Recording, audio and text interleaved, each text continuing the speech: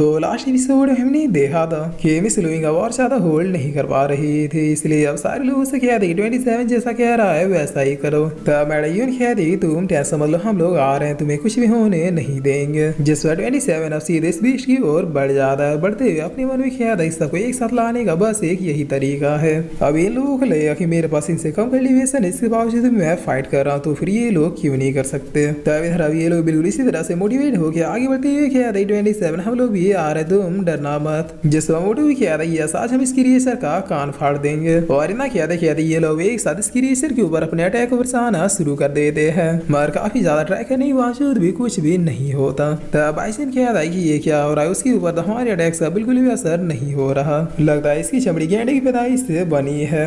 जिस पर जोराव धुएं के बीच में अपने अटैक को इसके ऊपर करते हुए कहता है कि यही सही मौका है, और इतना कह दी अपने अटैक को इसके ऊपर मार देता है। तब एक ही बार इस बीच के मुंह से खून पसीना सब बाहर आ जाता है, जिसे देखकर मैडम यूना काफी ज्यादा खुश होती हुई कह रही 27 ने बिल्कुल सही कहा था, ये प्लान काम कर रहा है, वाकई में इसका वीकनेस पॉइंट इसका नेक ही था। तब थोड़ी देर में ये बीस्ट मर के जमीन में गिर जाता है। जिस पर मोटू कह रहा है ये बस देखने में ही बड़ा था, वरना हम सब एक ही अटैक में नहीं मरता।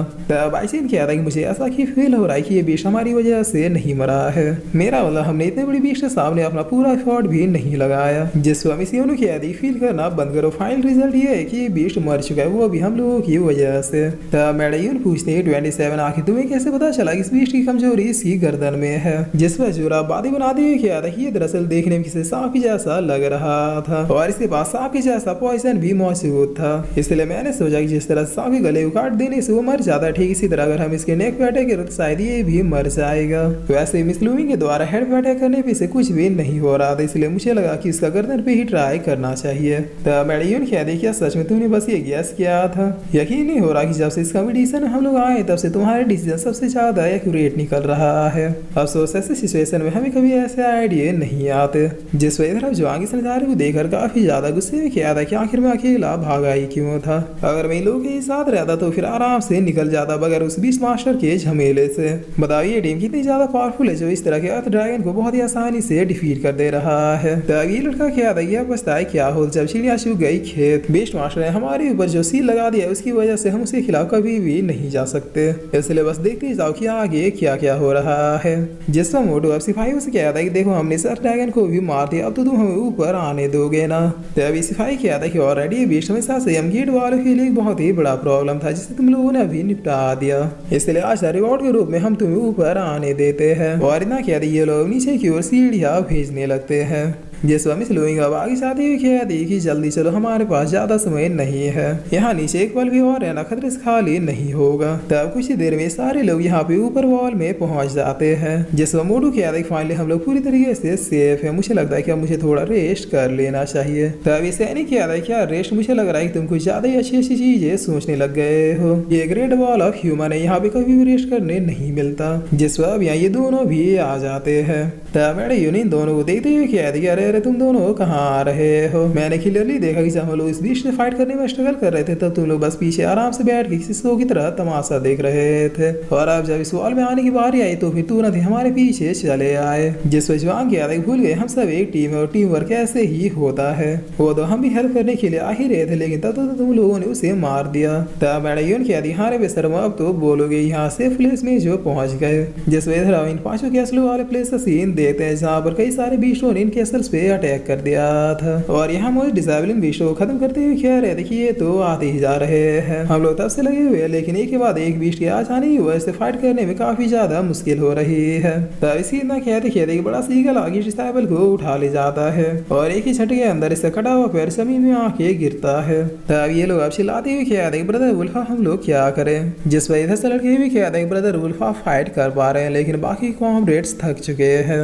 मेरी बात मानिए कोई कंपटीशन नहीं है, अगर कंपटीशन होता तो अभी तक ये राउंड खत्म हो जाना चाहिए था, लेकिन इधर तो एक के बाद एक बीस्ट आते ही जा रहे हैं मानो इन्हें किसी ने ऑर्डर दिया हो।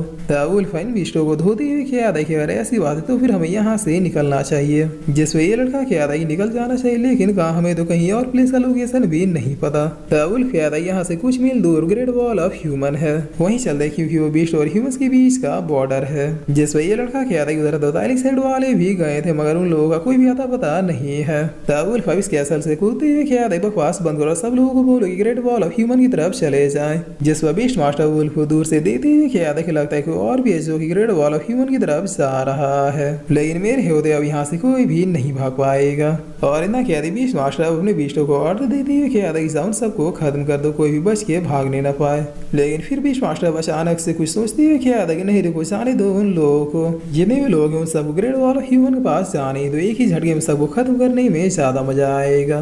तब इधर वुल्फ बिल्कुल मैदान में खड़ा था और एक साथ कई बीस्ट इसी की ओर ही आ रहे थे। जिस पर वुल्फ अब रेडी होते हुए क्या था कि आ जाओ, मैं किसी से भी नहीं डरता। लेकिन तभी बीस्ट मास्टर के ऑर्डर की वजह से सारे बीस्ट रुक जाते और फिर तुरंत ही होल्ड बैक करते हुए पीछे की ओर वापिस जाने लगते हैं। तब वुल्फ को भी समझ नहीं आता कि आखिर ये हुआ क्या। बाड़ी अब मौका पाके यहाँ से भागते हुए क्या था पहले वहाँ पे पहुंच जाता, उसके बाद सोचूंगा कि यहाँ भी क्या हुआ। जिस पर वुल्फ को भागता हुआ देखकर बाकी किसल के डिसाइबल क्या देखो वो तो वुल्फ लगता है वो कहीं जा रहा है। तब इतना क्या इधर के डिसाइबल नीचे आते हैं क्या हैं कि गाइस सभी लोग उसे ही फॉलो करो, वो बंदा एक टफ गाय, उसका डिसीजन हमेशा ही राइट होता है।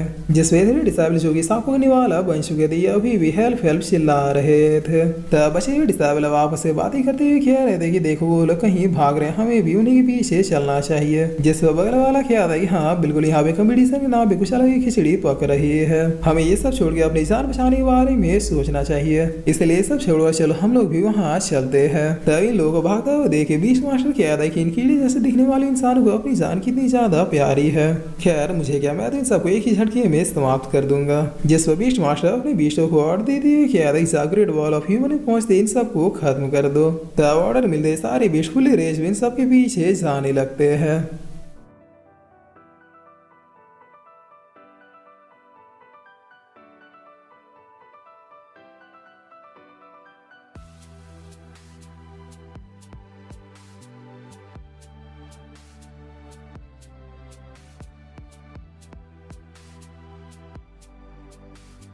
और फिर इसी के साथ ही एपिसोड यहीं पे खत्म होता है।